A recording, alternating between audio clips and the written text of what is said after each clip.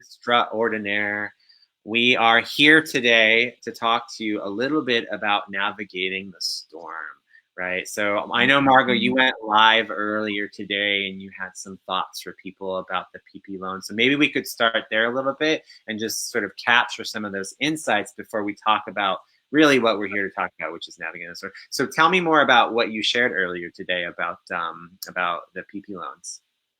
Sure. So, the PPP loan at this point was only about a week, and it came in and it came out really, really quickly. I was on holiday, and then all of a sudden I came back and the funds ran out. And some clients got, some clients didn't. And some clients were in progress of getting their paperwork. And for me, what was very true today, what was going on was that clients, they're not taking ownership and responsibility for really what is going on. For clients that have gotten the approval of the money, they need to be able to take an Excel spreadsheet and to be able to really plan for that kind of money. I have clients all over the map of what they're getting accepted for. I have down from $20,000 to like $150,000. And from the second you get that loan, you need to be on edge. You need to be able to take an Excel spreadsheet or have your accountant, your trusted advisor, really sit there and plan out the money in terms of three areas. You have compliance, you have forgiveness, and you have total forgiveness. And there really are two separate things, because the concept of forgiveness doesn't mean that you're going to get forgiveness completely. You can get forgiveness and it can be a lot lower of an amount. And how you spend the money is really, really important. So there's a quick little mathematical way that you can do it, which is like 75% and 25%. So 75% is on payroll and 25% is like on utilities and rent. Now, paying it on payroll, that 75% is is what you should be doing. But if you go according to the normal way that you've been conducting business, you're not going to hit that 75% mark. You're going to have money left over. So if you don't really take proactive measures of really pulling out the money on some type of spreadsheet or some type of accounting program, you could have money left over. Got it. And now for the 25%, let's say you don't pay your own utilities. Let's say it's not something that you have and you have really like a phone bill, an internet bill. In the fine print, you find those types of things. And as a business owner, you need to do your own due diligence. And I'm finding that people are just in this massive panic of, oh my God, oh my God, oh my God. And the reality is right now is there is no expert. The expert is the person who is reading up every single day and really taking note of the process, because everything by the hour has been changing. So, that's a little bit of the gist of what I was speaking today about the PPP. And really, don't give up. A lot of people who haven't gotten funding, they're really just upset and they're all over the place. But round two is coming. Yeah. Okay.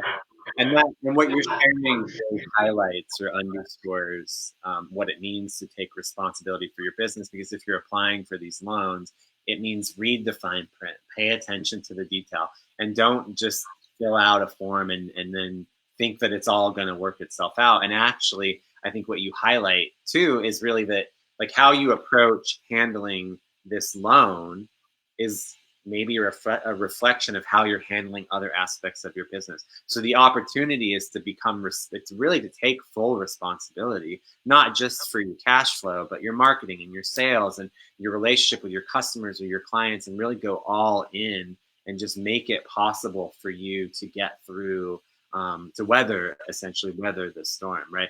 And the other thing that you share that I thought was, or that we sort of talked about a little bit before we jumped on the line today, was staying in your lane and focusing on what you do. So whilst on one hand you have to take responsibility for your business, it doesn't mean that you're doing everything business. So can you tell us a little bit more about what your take is on staying in your lane? Yeah. So you touched on that with one specific thing of what brought our work together, which is marketing. Yeah. Um, so staying in your lane, I'm going to talk about it in two different avenues. The first one is marketing. Now, in marketing, I find a lot of business owners have overspent, Mm, and it's an honest reflection right now of what is going on with them because it sucks to be broke, excuse my language. And people are they have so much embedded into it that it didn't match where they were at a business that it really hurt them. And when they had to submit their expenses for something like these loans, the 7A and the 7B, and these numbers are not going to come back the way that they invested into their business, it's hurting them. mm, The other thing is about in terms of responsibility is not having books. mm, It is just so common that people just think it's okay not to have books. But really, what it is that they're just not stepping into what's going on into their business.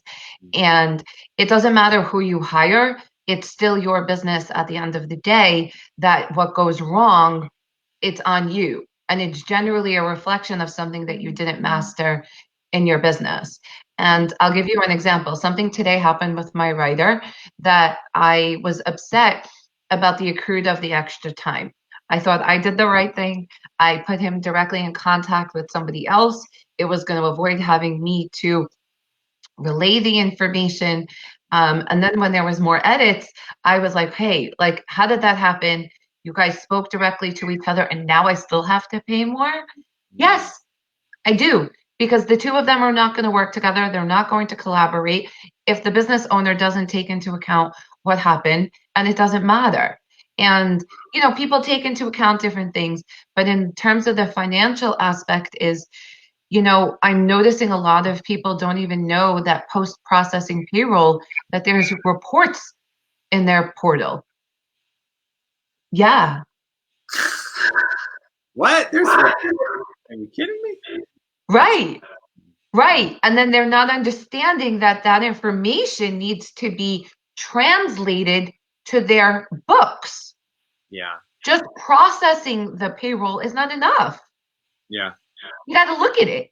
You got to know that the numbers are correct. So these are the types of things, is taking responsibility. I keep flip-flopping, about staying in your lane, but where I'm just going to focus on that a minute. Staying in your lane is, where you're at in business. If your business was suffering before COVID, COVID is not going to do anything. And this loan is only going to make it worse. Mm, And if somebody else got it and you didn't, you don't know the full scenario. mm, And if you're complaining about results that you didn't get, but you didn't change your behavior, hey, that's a reflection. And that's not staying in your own lane of things of, let me work on what I need to do so that I can get that too. Because that person can be staying up all night to do these. And my people who got approved already and got their money, they literally within 12 hours, they got me everything and we already got it out the door and they got their funding. mm. So, Yeah. Well, that's a lot. it sort of underscores the fact that, like, look, if you to kind of stay with the theme of navigating the storm, it's like if you decided to jump into the ocean on your ship, knowing that there was a hole in the backside and that you didn't have the engine fix and you were kind of okay on supplies, and you're like, oh, we can make it, right? And now you're literally in the middle of the storm. It's like, actually, no, all of that stuff, like let's be clear, you had a chance to address it, you had a chance to fix it. It's, I mean, I had an interesting conversation today with a client of mine who was expressing to me an instance where an individual did not get access to the money, and it was in part because the relationship that this person had with their banker, and versus another client that had a positive relationship with their banker, and the banker Mhm. was able to push the thing through and get it done. This didn't happen. And I just reflected back in that conversation. I was like, I remember all those years being told how important it was to have a good relationship with your business banker. And I also remember all those years that I and others weren't actually doing it, right? Weren't Mhm. actually building this positive relationship with the business bank. And I even would say that that's the case with accountants and bookkeepers. It's like people, you hear it all the time. Hire great accountants, hire great bookkeepers. But then what do people do? They like shortchange, they cut corners, they get a best friend's brother, sister to do it for $500. And then you're like, okay, now's that moment where we realize that it was a house of cards, the business that you built, right? Right. It's all a reflection on the leaks and the holes. And it's coming down to now that where all of those, they're coming out and it feels ugly, it feels disgusting, and it feels messy, and it even can feel shameful. Yeah, But where you come above it, where your highest self says, I'm not going to let that stop me anymore. And, let me move through this with what I need to do and spend the time not fighting the process, taking care of the process and working with the person and not against the person. And yeah, that's a big thing I'm finding is people who don't want to step into the process, or they think they do because they feel like they should, but they're fighting the process and not just following what we need to do because it's not in our control. yeah, that makes sense. So we're coming up on a close to our live stream today, but before we do, I want to talk about one last thing, and then we'll go ahead and talk a little bit about our marketing and finance dance workshop. So we talked about taking responsibility. I think that's very clear. It's like, okay, you're in the storm, for better or worse. You didn't patch the hole, you didn't bring the gas, you didn't do the thing, but you're taking responsibility that you are there, and you've got to do what you've got to do. Right? We're also advocating like, hey, you're not going to be able to do everything. There are professional accountants, there are professional marketers, there are professionals out there that are available to support you in navigating this journey. And that's where you understand the concept of staying in your lane and engaging others to help you navigate this journey. The last bit of it, and I really think this is important, is focusing on what is within your control, right? There's all this other stuff that's going on, The right? control. Can't stabilize what's happening right here. It's like, okay, what is happening right here that I can control? Start there. Then you can start to figure out how to navigate some of these other sort of less stable structures or unknowns, right? So I really Mm. appreciate that concept. Is there any other sort of final thought you want to share before we talk a little bit about marketing, finance, dance? I just think, take the time that you need. And if you find yourself like in an overwhelming state or like high anxiety, Mm, just go take a walk, meditate, or do some type of yoga or something like that, and then come back and get a fresh take. I love that. That's perfect. Like, yoga and meditation, like the calm in the storm is what it boils down. Hmm. Yeah, So get yourself to an alignment yeah, that you can really make the best decision. exactly. That's perfect. That's beautiful. So thank you for those of you who have chosen to watch this all the way to the end. It's only 13 minutes, so I know there was some valuable insight in there.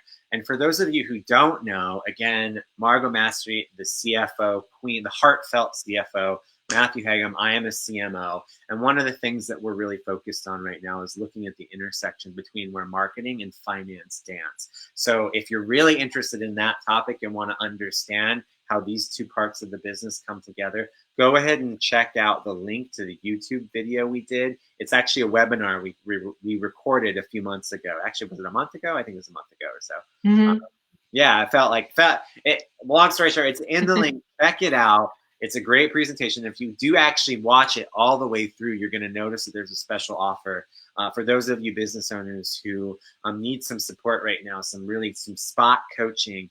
We're actually offering what we're calling a business booster, but we're not going to give it to you until you watch that webinar. So watch the webinar. Link is below. And come back with like a little nugget that aligned with you. Um, Exactly. that would be great. Exactly.